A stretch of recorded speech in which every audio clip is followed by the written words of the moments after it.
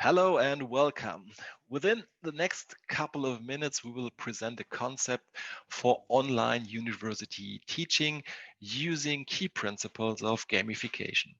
This is Swen speaking. I'm a professor at German Sport University Cologne, heading the Department of Training, Pedagogy and Martial Research, whereby the following has been developed in strong collaboration with Mario Staller. Mario is a professor at the University of Applied Sciences of Police and Public Administration, North Rhine-Westphalia. Okay, let's get it on. The corona pandemic has turned society upside down.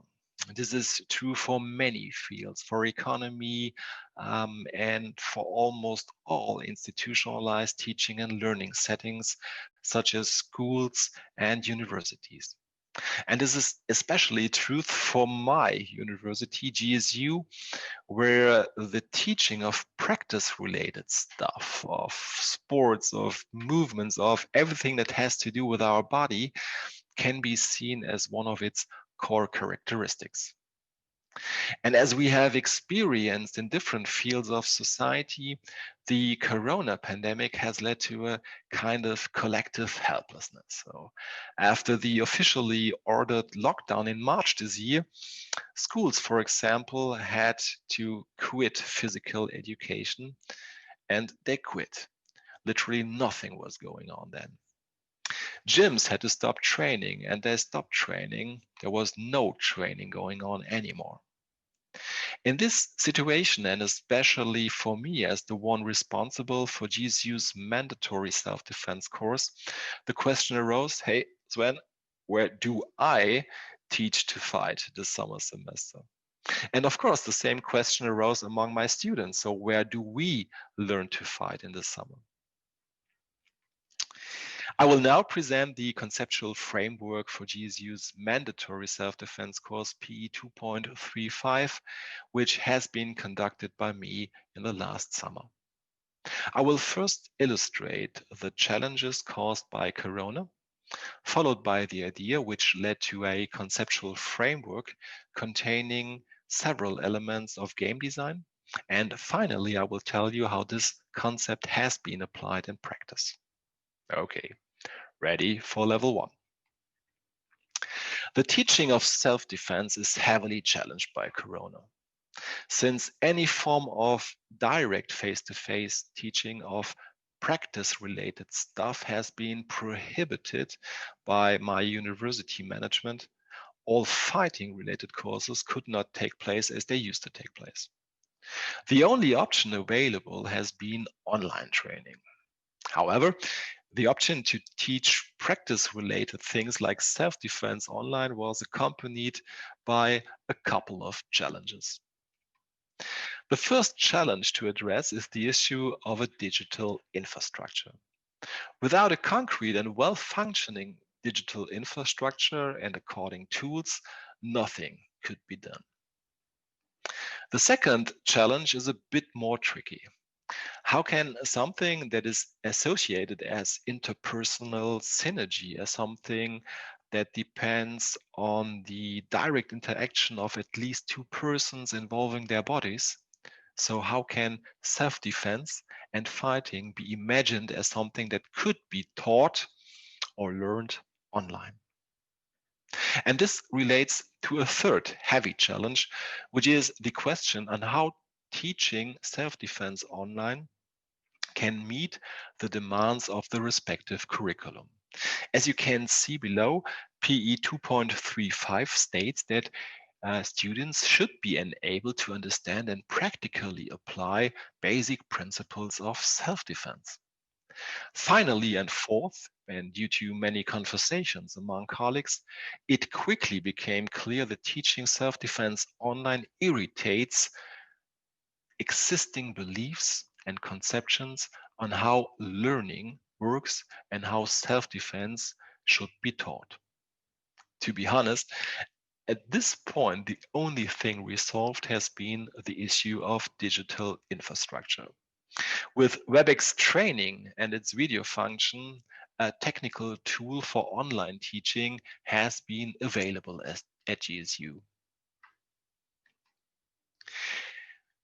Viewed from the perspective of a professional teaching model, it becomes clear that Corona as a contextual factor framing teaching practice requires us to rethink and revise custom beliefs and practical routines. If the only way to teach self-defense is online, what does this mean to the contents to be taught? And how does online teaching impact the learner's expectations and their needs? Is it functional? Do the students acquire the skills they should acquire? Is it motivating? No experiences at all. And more importantly, teaching self-defense has been a challenge to our and especially to my teaching self. Do we think that it could work? And if yes, how? Or do we assume that it cannot be done? Ready for level 2, the idea. From here, the idea of teaching self-defense online arose. I was simply asking myself, as when, what kind of teacher would you like to be? And what do you think that the students expect you to be as their teacher? Would you rather belong to those who bury their head in the sand in face of the corona crisis? Or would you like to belong to those who take action and who see the crisis as a possibility for improvement and learning? The latter was the case, so the answer was clear. I had to do something, and we did. Due to the fact that teaching self-defense online would be an extraordinary endeavor anyway, we decided to explore the possibilities of gamification, thereby serving the how dimension of a professional teaching model. Taking a mandatory self-defense course and applying elements of game design is gamification by definition, since self-defense is not a game at all, as you probably could imagine. Furthermore, we gamified along with clear pedagogical intentions, which are to engage our students, to motivate their action, to promote learning, and to solve problems. Well, once we got this idea, we can take the next level. So here comes level 3, the concept. Within the idea to gamify P 2.35, we adhere to Shell's renowned tetrad of game design. The tetrad contains elements of story, aesthetics, mechanics, and technology. Story, the first important element, is defined as the narrative structure of a game or gamified context, including plots and characters involved. Aesthetics, second important feature, includes elements perceptible to the human senses, so everything that attracts participants' perception. And aesthetics can also resemble characters and narratives. The third important component is mechanics. Mechanics comprise demanding tasks and missions, as well as a set of rules guiding and affording the learner's task completion.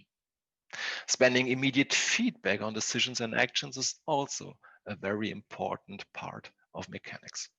Finally, technology.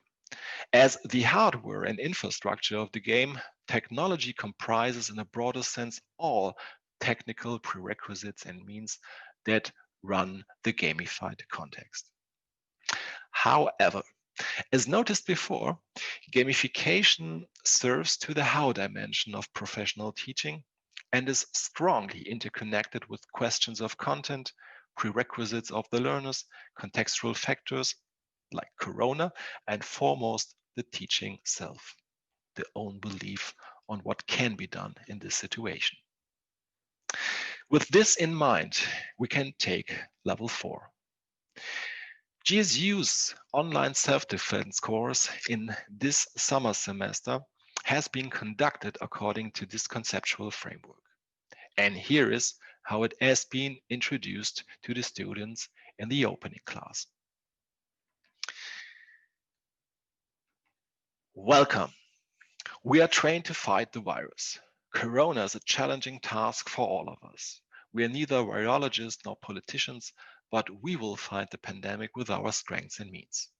Week after week, you will receive challenges that you will work on as a team. Besides teamwork, a strenuous challenge is waiting for each of you. You will have to face a highly skilled end boss who already started his combat training. Your only option is to win this fight. You'd better prepare.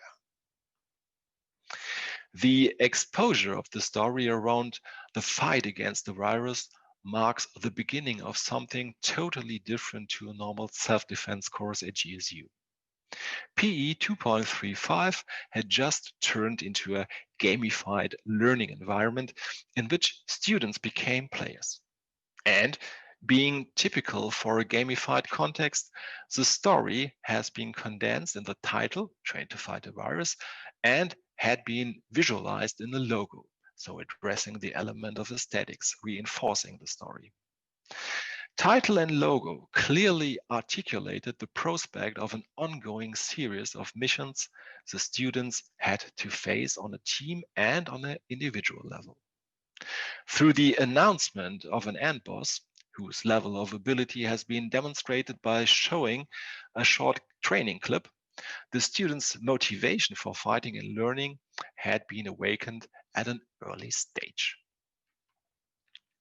For the team challenge, the mechanic comprised weekly challenges within the areas of fitness, growth, fight, solidarity, and knowledge, which had to be mastered on a team level. Each team consisted of 4 randomly assigned students. The selection of areas and contents was guided by GSU's curriculum, e.g., containing self-defense skills and related knowledge, addressing the fight and knowledge challenge, or generally meaningful areas of learning for sports students, addressed in the growth, knowledge, and fitness challenges, as well as context-related aspects to the corona pandemic, feeding the cluster of solidarity. For instance, here you can see the challenge sheet of week 3. The teams and always each of its members had to do tabatas to fight against invisible opponents, to brush their teeth with the non-dominant hand, to contact elder people without meeting them physically, and to carefully listen to a media interview where I have been explaining Batman's contemporary fighting style. To allow for students' autonomy in decision making and with regards to weekly task accomplishment, teams could choose either to be virus fighter, virus hero, or virus dominator, which each level differing in effort, difficulty, and expected reward. For example, to be a virus fighter, you have to do the tabatas on 2 days a week. For a hero, you have to do them on 4 days. And to dominate the virus, you have to do it on 6 days. And sometimes the difficulty increases. For example, to be a virus dominator, in this week, the teams had to produce a bad cast on Batman's fighting style. Here are the teams. And as you can see, they choose either fighting or corona related names and logos, for which creation they earned another 25 points. From a pedagogical perspective, it is more than an intended side effect that students not only had to complete their challenges, but also took the responsibility for the creation of demanding and motivating tasks and feedback themselves. From week 5 onwards, each team was asked to develop a 1-week challenge for the other teams. By doing so, the students switched their role within the game and turned into learning designers. Short note here, importantly, the team Shadow Warriors won the team challenge. The narrative and video snippet of a highly skilled fighter and already preparing end boss has been the story within Train to Fight the Virus, addressing the individual student and his or her individual learning. Through WebEx video function, online training took place on a weekly basis. Within this training, I taught important self-defense principles and techniques to the students, which were good to have when meeting the end boss. Besides the normal training, special scenarios have been created and conducted. For example, a zombie scenario designed according to narratives, characters, and aesthetics of the Walking Dead series. Students had to prevail against different opponents, such as zombies or other characters like Negan or Alpha. All of them, of course, played by me with respective mask and equipment. The training served as students' preparation for their fight against the end boss, whose fighting video has been sent to them in the 9th week of the semester.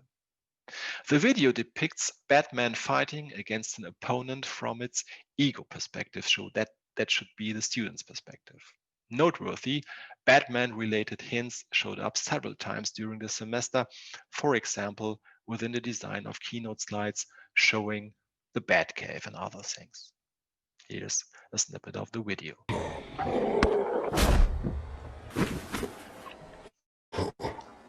Du bist ganz schön zäh.